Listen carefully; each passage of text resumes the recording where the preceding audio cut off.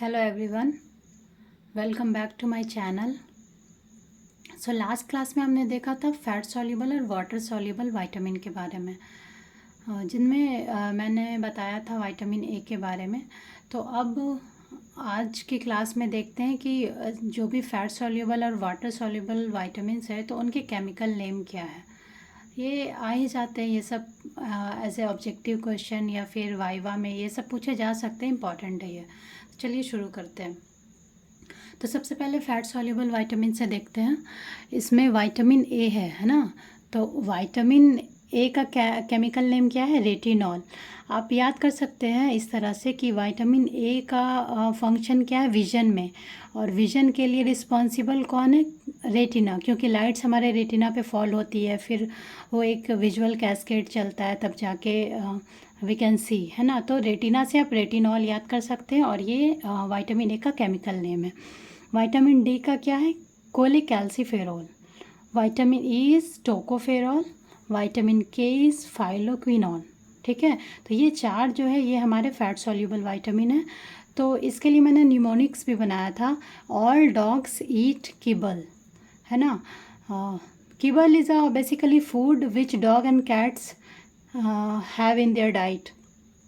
So if all for vitamin A, D for dog for vitamin D, eat for E, and kibble for vitamin K. Okay, now let's come to water soluble vitamin. So पहला है B1, that is thiamine. B2, that is riboflavin. B3 is niacin. B5 is pantothenic acid. B6 is pyridoxine, pyridoxal या pyridoxamine. Okay. B7 is biotin. B9 is folic acid and B12 is cobalamin. And vitamin C is ascorbic acid, ये तो पता ही है। तो हम इसका भी mnemonics देखते हैं वाटर सॉल्युबल विटामिन का।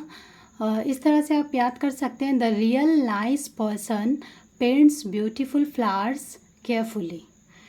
The for thiamine, which is B1, real riboflavin B2, nice niacin B3, person pantothenic acid B5, paints pyridoxine B6, beautiful biotin B7, flowers folic acid B9, and carefully is cobalamin B12.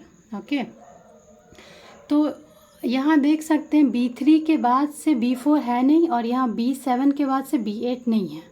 तो ये B4 और B8 कहाँ गया? मतलब ये question arise हो सकता है कि why B4 and B8 is not there in the vitamin list.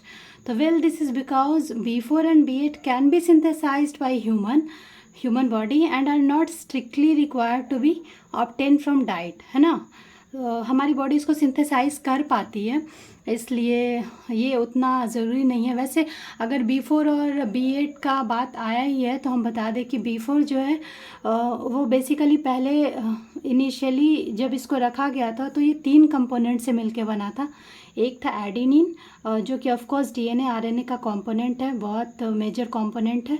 And second one is choline which is antioxidant, and third one is carnitine which is a transporter for long chain fatty acid. ये B4 का component था। B4 जो यहाँ नहीं है, जिसको पहले हम लोग कंसिडर करते थे, but now it is not considered.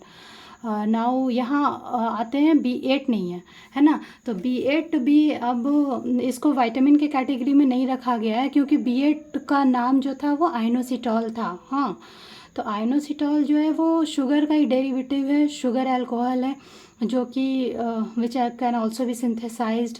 And ये आइनोसिटॉल का एक मेजर फंक्शन ये है कि ये सेल सिग्नलिंग में बहुत हेल्प करता है। हाँ, तो that's for today. I hope ये वीडियो आपको अच्छा लगा होगा, ये याद करने में सहूलियत होगी थोड़ी। So thank you guys, thank you for the support, thank you so much.